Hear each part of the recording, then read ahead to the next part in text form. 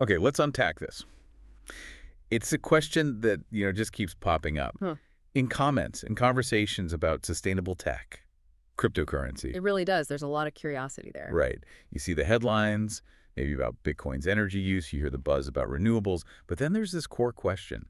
Can off-grid, daytime-only Bitcoin mining actually be profitable? Yeah, And, what does it really take to make it work? especially. Well, especially at scale. Exactly. So that's our mission for today's deep dive. We're going to peel back the layers, get into the real nuts and bolts of it all. And what's really fascinating here, I think, is how it's driven by practical experimentation, real world, hands on trials. That's what's pushing innovation in this, well, maybe unexpected sector. Yeah, not just theory. Not just theory, no. We're starting with a concrete, real world foundation, Yeah. a pilot test. It involved just 10 mining rigs, a solar setup down in South Texas, lots of sun there. Right. Good place for it. And from that tangible success, we're going to explore the ambitious leap. What does it mean to scale that concept up? Think a full-blown industrial-sized 1 megawatt farm. Wow. Okay. It's quite a journey from, a few humming machines to what you could genuinely call a digital powerhouse. Okay. And here's where it gets really interesting.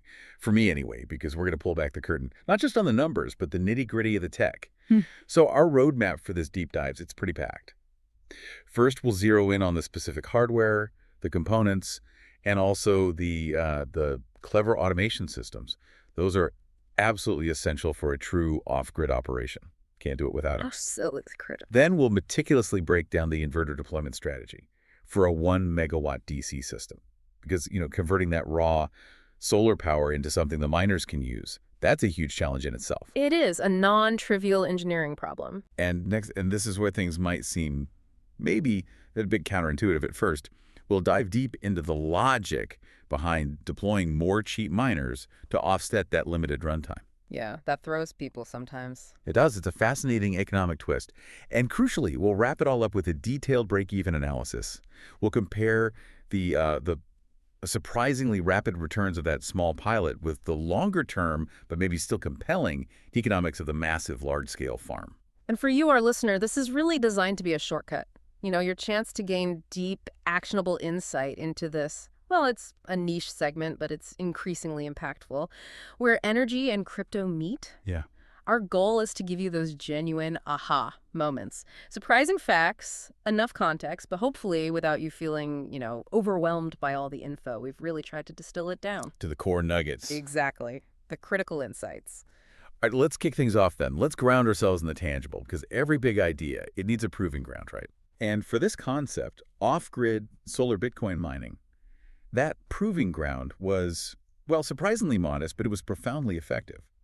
Just a small-scale 10-rig solar setup in the sun-drenched part of South Texas. And you got to picture it. Not some, gleaming, sterile data center. More like a rugged outdoor installation. These powerful machines just humming away, powered only by the sun. That's right. It's where that raw ambition of off-grid crypto met the hard reality of engineering. And the results. Well, they really laid the foundation for everything we're about to dig into. And that initial pilot setup, it was really a masterclass in lean engineering and resourcefulness too, which is part of what makes it so interesting. Okay. So at its heart, 10 Antminer S19j Pro rigs. Now for anyone not familiar, these are pretty standard workhorse Bitcoin mining machines. Industry standard stuff. Pretty much. Each one, these particular models, runs at about 95 terahashes per second. THs. Okay. So put all 10 together, working at once, you're looking at a combined total hash rate of 0.95 petahashes per second, PHs. All right, petahash, that's a lot of hashes. It's a huge number, yeah. A petahash is a quadrillion hashes per second. So that's an immense amount of computational power, all focused on solving Bitcoin's complex cryptographic puzzles, securing the network. Okay, so 10 powerful rigs. What about the power source? The solar. 50 kilowatts of panels. But here's the kicker, and this is where the cost effectiveness really starts to shine. These weren't brand new, top-of-the-line panels, not at all. These 50 kilowatts, they were acquired from an auction lot for a remarkably low cost, just $4,000 total. Wait, $4,000 for 50 kilowatts? $4,000. That's practically stealing it. How do you even find deals like that? It takes some looking, some smart procurement, but it really underscores the value of being opportunistic in these kinds of pioneering projects. Absolutely. Okay, so panels for $4. What else? Inverters. Yep. To manage that raw DC power coming off the panels, the system used three 11.4 kilowatt Solis S6 inverters. Each one cost around $2,000. Okay, so another $6,000 there. Another $6,000 for the power conversion, yes. Got it. And then in what I think was a truly brilliant move, both for cost saving and sustainability. The batteries. The batteries. Essential for buffering that intermittent solar power. They came from three 24 kilowatt hour Nissan Leaf salvage battery packs. From old electric cars. Exactly. Acquired for just $1,000 each. Wow. Think about that. Repurposing EV batteries at the end of their, automotive life, giving them a second, highly valuable purpose in energy storage. That's fantastic. Cuts costs, and it's greener. It does both. Significantly reduces the upfront cost. And it highlights how, creative sourcing and thinking about that circular economy, it can dramatically impact the initial investment, makes these seemingly niche, high-tech projects way more approachable. So add it all up. The miners, the cheap panels, the inverters, the salvage batteries. What's the total CapEx? When you add up all those major components, the total capital expenditure, the CapEx for this pilot, it was surprisingly lean.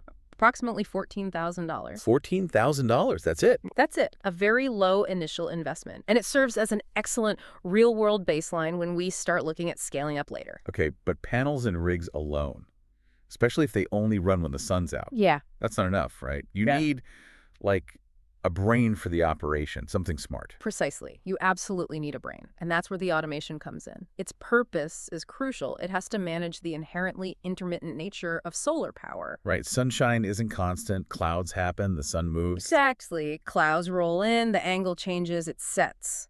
The output fluctuates constantly, moment by moment. So this system had to be smart enough to respond in real time. Second by second, really. So how did it work? What was the mechanism? The core mechanism involved a Python daemon. Now, don't let the technical terms scare you. Okay, daemon. Like a little background process. Exactly. Think of it as a tireless digital assistant, a computer program just running continuously in the background 24/7. Its job to constantly chat with the inverters. Well, it polls them, requests data. It checks the inverter output every 3 seconds using a specific communication language called Modbus TCP. Okay, like they're talking shop.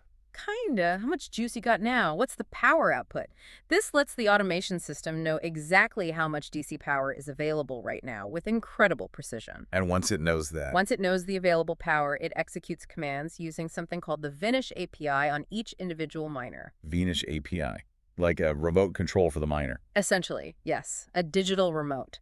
It lets the system dynamically throttle the miner's frequency and voltage. Think of it like a very precise dimmer switch for each miner, adjusting power consumption perfectly to match the available solar power. So no wasted energy, no trying to draw power that isn't there. Exactly. No waste, no overdrawing. So what does this all mean in practice? It's like having this hyper-efficient energy conductor for your miners, constantly adjusting the tune based on the sunlight. That's a great analogy, a conductor. Or like a smart thermostat for the whole energy flow, but way more granular, way faster. And it gets even smarter with the batteries, right? How did that work? Right. It also diligently monitors the battery state of charge. How full the battery is. Exactly. If the battery state of charge falls below a set point, let's say you set it at 20%, meaning, power's low, maybe need to conserve or charge up. The miners stop. Instantly, automatically paused, told to sit idle. But then, the flip side, when the batteries hit an over-so set point, maybe 80%, meaning they're sufficiently charged and there's surplus power coming in from the panels, they fire back up. Immediately spin up again, efficiently utilizing every single available electron. It's this beautifully choreographed real-time dance between generation, storage, and consumption. Maximizing efficiency, minimizing waste. Very cool. It ensures maximum efficiency, yes. It's key to making the whole thing work. Okay, let's talk numbers then. The pilot project profitability. Because this is where the proof is, right? Does it actually make money? Exactly. This is arguably the most critical part for understanding viability. So for these calculations, the hash price used at the time was $57 per petahash per second per day. Okay, hash price. That tells you revenue per unit of mining power over 24 hours. Correct. It's a fundamental metric. Now, the operational reality, what they actually observed in South Texas, was an average of 8 full-power sun hours daily. 8 hours of good sun. Right, which means, in practice, a crucial 1/3 duty cycle for the miners. They're effectively running at full power, earning revenue for only about a third of each day. That's the key constraint, only running a third of the time. It's the constraint the model has to work with, yes. Right. So let's do the math. If that 0.95 pH is set up, could run 24/7. What's the potential? The theoretical 24-hour potential, it would generate about $54.15 per day. That's the max. Okay, but solar-only reality, 1/3 duty cycle. Apply that 1/3 duty cycle, and the actual real-world gross revenue comes out to roughly $18 per day. $18 a day. $18 a day. Yeah. Now, multiply that by 365 days, you get an annualized gross revenue of approximately $6,600 per year. $6,600 a year for a system that cost just $14,000 to set up. Yeah. Running purely off-grid. That's actually pretty compelling, isn't it? It starts to look quite good. And here's another remarkable aspect that really minimizes the ongoing financial burden, the operating expenses, the OPEX. The running costs, how low are they? Incredibly, almost unbelievably low. We're talking about approximately $1,000 per year total. $1,000 a year, what does that even cover? The absolute essentials. Cleaning the panels, maybe some very small occasional hardware repairs, internet access for monitoring and control, basic insurance. That's about it. Wow. And this demonstrates a critical advantage, right? Once that initial CapEx is paid off, the recurring costs for a solar-powered off-grid system are almost negligible compared to grid-connected operations facing constant, often fluctuating electricity bills. Yeah, no huge power bill every month. Precisely. And this raises an important question, doesn't it? If a small, relatively low-cost setup like this can achieve such rapid payback with minimal ongoing costs, what does that imply for larger-scale deployments, where economies of scale might kick in? Good question. So let's calculate the net profit for the pilot then. Gross revenue minus OPEX. Simple calculation. $6,600 gross revenue minus that $1,000 OPEX gives you a net annual profit of approximately $5,600. $5,600 profit per year. Right. And the payback, how long to recoup the initial $14,000? Here's the real showstopper, the number that really proves the viability. A simple payback period of roughly 2.5 years. 2.5 years. 2.5 years, or 30 months. Wow, okay. Think about that. You put in $14K, and in just 2.5 years, the revenue from this little off-grid mining setup running only on sunlight has completely covered the initial investment. That's the finding. And this isn't just theory, remember. It's not a projection. It's concrete pilot data. It unequivocally proves the core concept. Sunlight alone, leveraged intelligently with cost-effective hardware and smart automation. It can pay its own bill surprisingly quicker. Yeah. So for you, the listener, this isn't just some interesting story. It's a proven model. It shows the tangible benefits, the real viability of off-grid solar mining. And it gives us a solid, optimistic foundation for the next step. Scaling up. Scaling up to something much, much bigger. Okay, so we've seen it work. Small scale, 10 rigs, great success story, rapid payback. Now, the natural question is, what happens when we go big?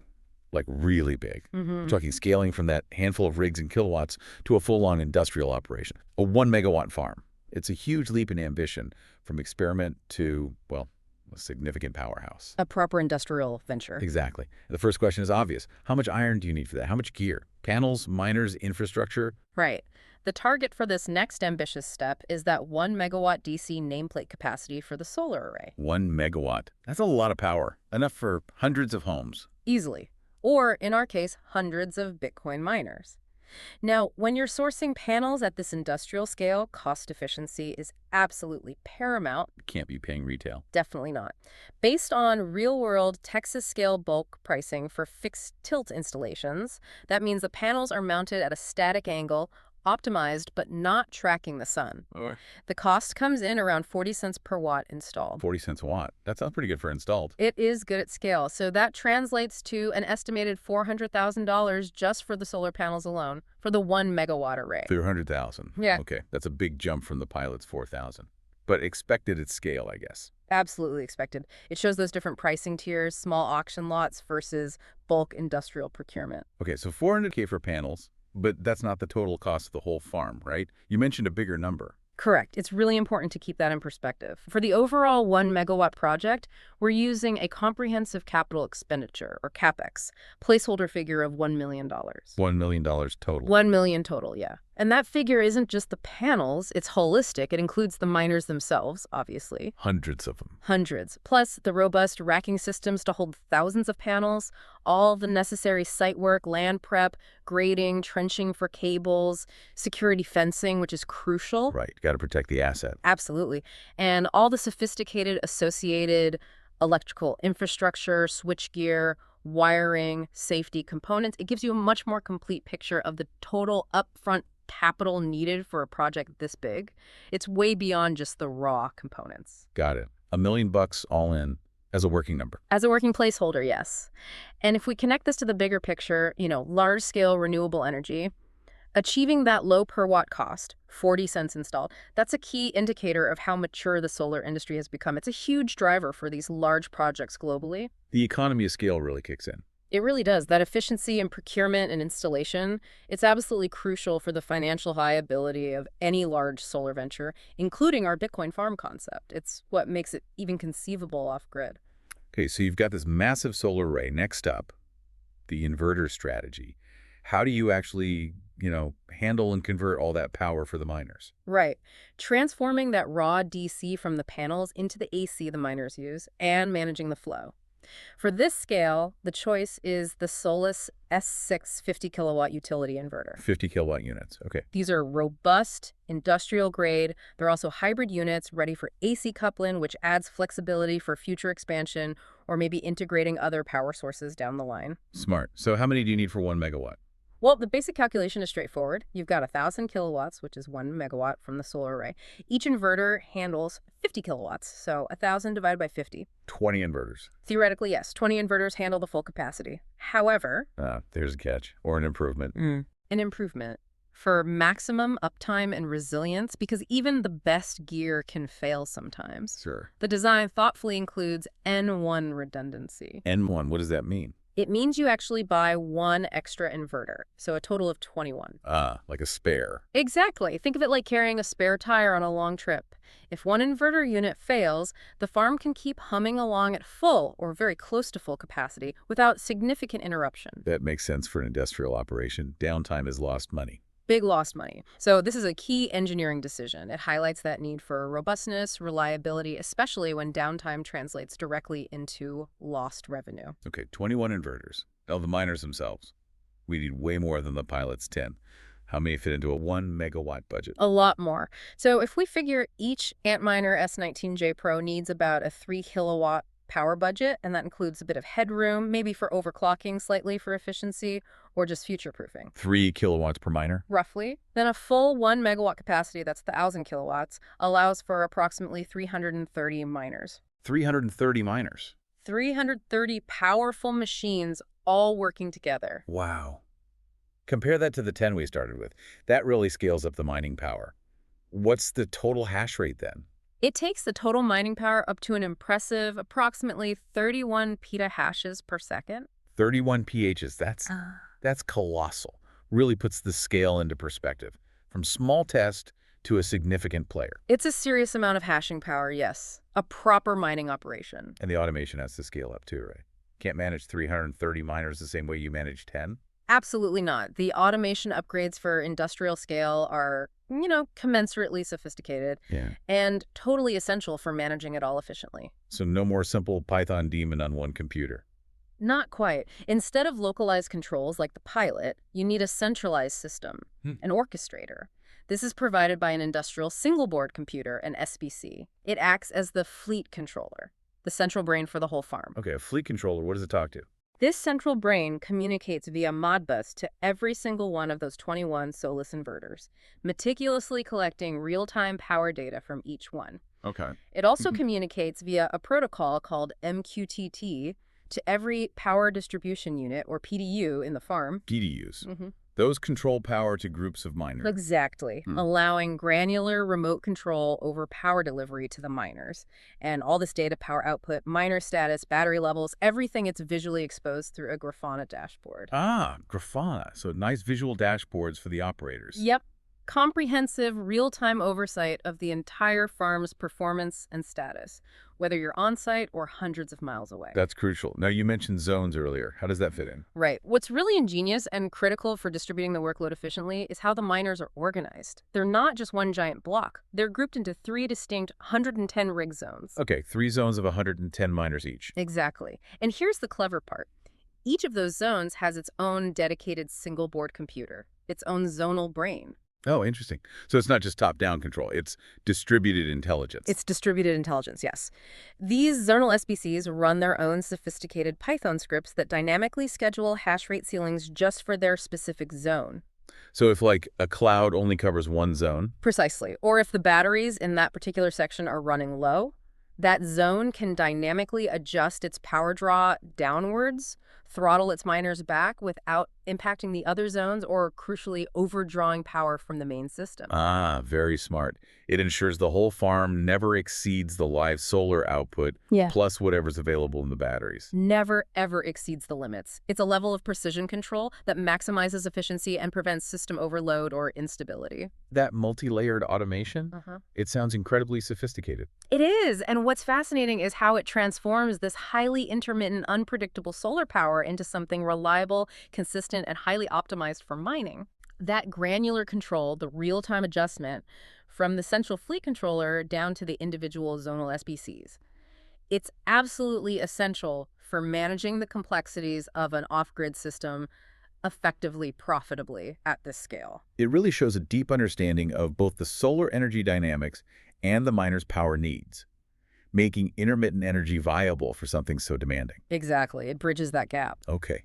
Now, this next part, this is where we really flip conventional wisdom on its head, and it's super important for understanding the economics here. The counterintuitive bit. Right, because you might be thinking, and it's a perfectly reasonable thought, hashing only 1/3 of the day, 8 hours. That sounds awful. How can that possibly be profitable? Why invest in all this gear if it's sitting idle 2/3 of the time? It does seem counterintuitive on the surface, yeah. Why not just run 24/7 like a normal data center? Exactly. But here's the underlying economic truth, the game changer, the thing that resolves this paradox. Hardware costs, specifically the Bitcoin miners themselves, have come down so much that in many places, they've actually become cheaper than the continuous, ongoing cost of grid electricity. That's the fundamental shift. Hardware is cheaper than power over the long run in this model. Right. And this really makes you wonder, doesn't it? How many other energy-intensive industries could totally change their cost structures if they could decouple from those traditional, often volatile electricity markets? It's a huge question. Think about the cost of grid power for a big operation. If you had a 1-megawatt farm running on the grid, let's say you're paying maybe a conservative 12 cents per kilowatt hour. The peak rates can be way higher, 50 cents or more in some places. Easily. That farm would burn through almost $2,900 a day just in electricity. Nearly $3,000 a day, just vanished into the power bill. Relentless variable costs. Relentless, yes. Yeah. And potentially much higher depending on the region and time of day. It can make grid power truly prohibitive. Exactly. And this is where solar electrons have this massive transformative advantage. Once your panels are bought and installed, that upfront capex is done. Those daytime electrons are, for all intents and purposes, essentially free. Essentially free. No ongoing variable energy costs during daylight. The meter isn't spinning after that initial investment. Right. It's a bit like saying, why keep paying for gas every single day if you can buy a slightly bigger, maybe slightly less fuel-efficient car once, but then fill it up completely free every morning when the sun shines? That's a good way to put it. So the logical strategy that flows from this economic reality, it's simple, even if it feels weird. Throw more cheap rigs at the wall. Yeah. Maximize hashing when the power is free. Exactly. The goal isn't to run every rig 24/7. The goal is to maximize your output, get as much hashing done as humanly possible during those precious hours when your energy costs basically nothing. You optimize for the lowest energy cost, not necessarily for continuous uptime. It's a different optimization target. And the airline analogy used in the source material really helps make this click. Yeah, break that down for us. How does the airline analogy work here? Okay, think of it like this. The jet in this scenario, that's your solar field. It's your fixed asset, your power generator. It costs a lot up front. Okay, the solar farm is the airplane. Got it. The passengers on the jet, those are your miners. They're your revenue-generating units. Miners are passengers. Makes sense. Now, in a traditional grid-powered setup, your jet is flying 24 hours a day, constantly burning expensive fuel. That's your grid electricity. Your goal there is to minimize fuel consumption per passenger to maximize profit. Right. Standard airline economics. But in the solar model, the game changes completely.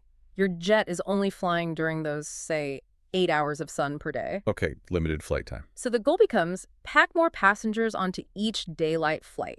Instead of flying fewer passengers for 24 hours, you strategically fly significantly more passengers, more miners, but only during those specific 8 hours when the sunlight is free. So even though your jet is only flying a third of the day because you've packed it with way more passengers, more miners, the solar fuel can actually earn the same revenue per hour of operation, maybe even more, than a grid-powered plane flying 24/7. But, and this is the crucial difference, it does it without that continuous, often massive fuel cost of grid electricity. Precisely. That's the profound advantage. Okay, that is an aha moment. It clearly shows how smart resource allocation, shifting your economic priority from minimizing power costs per hour to maximizing hardware utilization during free energy windows. It turns that limitation, the limited sun hours, into a strategic edge. It really does. It's optimizing for the true total cost of energy over the long haul, not just raw uptime percentages. Fascinating. Okay, so let's put all these pieces together now. The big solar field, the hundreds of miners, the smart automation, this counterintuitive strategy. Let's look at the big picture. The break-even analysis for the full 1 megawatt farm. Right. The bottom line. So first, let's set that baseline again. A hypothetical. If this 31 petahash per second farm could run 24/7, which it can't, but for comparison. Exactly. For comparison, its gross daily revenue, using our $57 per PHs per day hash price, would be about $7,767 per day. Okay, nearly $1,800 a day, potential max. A clear benchmark. A benchmark, yes. Now, back to reality. Apply our established one-third duty cycle, the solar-only truth. Right. Cut that by 2/3. Which gives you the actual daily gross revenue for this farm, approximately $589 per day. $589 a day. Still a solid number. Still significant. And if you annualize that figure, multiply by 365, you're looking at around $215,000 per year in gross revenue. $215,000 annually. Okay, that figure really makes the scale tangible. Compared to the pilot's $6,600, yeah, we've gone from a few thousand to over $200,000 a year, purely from sunlight and smarts. It's a significant jump in scale, absolutely. But of course, while the energy costs during operation are gone, a farm of this industrial size does have other significant operating expenses. The OPEX still needs to be accounted for annually. Right, the fixed costs of just keeping the place running. What are those for a 1 megawatt site? We estimate roughly about $40,000 for field technicians and security. You need people for maintenance, oversight, and you definitely need security for a valuable asset like this, especially if it's remote. Makes sense. 40 grand for people in protection. What else? Then another $25,000 for parts, specialized PV cleaning robots. Cleaning robots? Really? Yeah. At this scale, manual cleaning is inefficient. Robots keep those panels spotless for peak efficiency. Plus, filters for the miters themselves, keeping dust out as they push huge amounts of air. Okay, $25,000 for parts, robots, filters. And finally, around $10,000 for essential admin costs, insurance, obviously, and internet backhaul for that crucial monitoring and control connectivity. Got it. So add it all up, total annual OPEX. The total estimated annual OPEX comes out to approximately $75,000 per year. $75,000, okay. Which sounds like a lot, but compared to the potential electricity bill of a grid-powered farm. Exactly. These are critical costs, yes, but they are predictable and manageable, unlike volatile, potentially crippling electricity bills. Right. So net annual profit for the 1 megawatt farm, gross minus OPEX. Simple math again. $215,000 in gross revenue minus that $75,000 in annual OPEX equals a very healthy $140,000 in net annual profit. $140,000 profit per year. Okay, now for the critical number, the payback period. Remember we had that $1 million CapEx placeholder for everything? Right, the all-in initial investment estimate. So how long does it take to earn that back with $140K profit per year?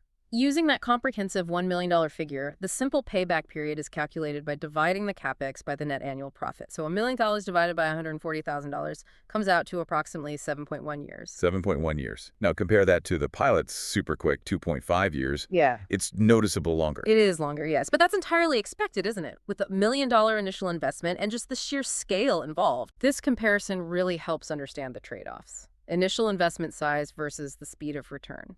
The smaller, leaner pilot pays itself back incredibly fast. The larger, more robust industrial operation offers much greater total profit, but naturally over a longer time frame. So, okay, it's not as quick as the pilot, but 7.1 years for $1 million investment that then becomes essentially a highly passive income stream once it's running. That still sounds pretty compelling, doesn't it? I think it is compelling, yes. Especially when you factor in those unique advantages of the off-grid model, the reduced ongoing risk, primarily. And there's even an optimization opportunity, right? Something to make it even better. You mentioned trackers. Ah, yes, single-axis trackers. These are quite sophisticated systems. They allow the solar panels to mechanically follow the sun across the sky throughout the day. Maximizing energy capture as the sun moves. Exactly. Now, they do add to the cost. They represent about a 15% increase in capital expenditure compared to the fixed tent panels we base the $1 on. Okay, costs more upfront. But the payoff? The payoff is significant. They can deliver around a 20% increase in overall energy production. More sun equals more mining. So 15% more costs for 20% more energy. That sounds like a good trade. How does it affect payback? That strategic upgrade could improve the payback period quite dramatically, potentially bringing it down from 7.1 years to approximately 6 years. Shaves off a whole year? Roughly, yes. It clearly demonstrates how that thoughtful, incremental investment in technology can significantly enhance long-term returns and accelerate profitability. Yeah. It prompts you, the listener, to really think about that balance, doesn't it? Initial cost versus long-term efficiency and profit. Smart engineering pays off. It really does. It's not just about getting it running. It's about continuously optimizing every facet for maximum return and the shortest possible payback. Okay, now you've heard it in real estate a million times, but it's just as true, maybe even more critical, for solar mining. Location, location, location. Absolutely fundamental. Because the amount of available sunlight, the insulation, it varies hugely depending on where you are geographically. And that directly, profoundly impacts the profitability. Directly impacts the bottom line. So our previous calculations, the pilot, those were based on South Texas, right? Which is pretty tiny, about 8 full-power sun hours a day on average. Correct. South Texas was our benchmark. Good, viable, but maybe not the absolute peak for solar potential in the U.S. So where is better? Well, this raises that important question again. Beyond the tech, how much does strategic geographic foresight matter? A lot, it turns out. If we look at a location like, say, New Mexico. Desert Southwest, lots of sun. Exactly. It's widely highlighted as a superior location for solar. Often offers an additional 10 to 20% more insulation compared to South Texas. 10 to 20% more free energy. Precisely. And that's not a minor detail. That 10-20% boost in sunlight, it directly translates to a 10-20% boost in gross revenue for the same installed capacity. No extra spending on panels needed. It's just a pure profit multiplier, just from picking a better spot. A benefit reaped simply by choosing the site more strategically from the outset. Okay, and here's where the benefits really start stacking up, right? Compounding. Imagine combining those single-axis trackers we just talked about. The ones that capture more energy. With a prime high-insulation area like New Mexico. What happens then? You could potentially yield an impressive, say, 25% more energy overall compared to our fixed-tilt Texas baseline, but for only that 15% increase in capex for the trackers. Wow. So you're getting significantly more energy, significantly more revenue at a proportionally lower increase in cost. Exactly. Further optimizing returns, speeding up that payback period even more dramatically. It's about leveraging every possible advantage the site offers. And this really connects back to that broader idea, doesn't it? Strategic planning, meticulous site selection.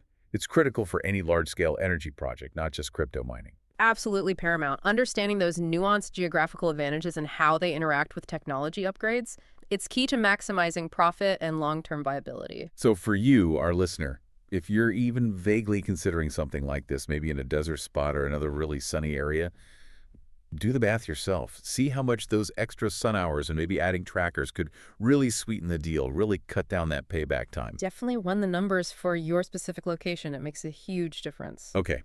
So let's bring it all full circle. The big question we started this whole deep dive with, is daytime only off-grid Bitcoin mining actually viable? Is it profitable? And the conclusion.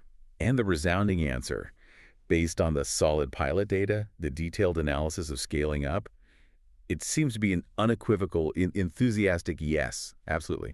With the right approach, and we've seen the ingredients, right?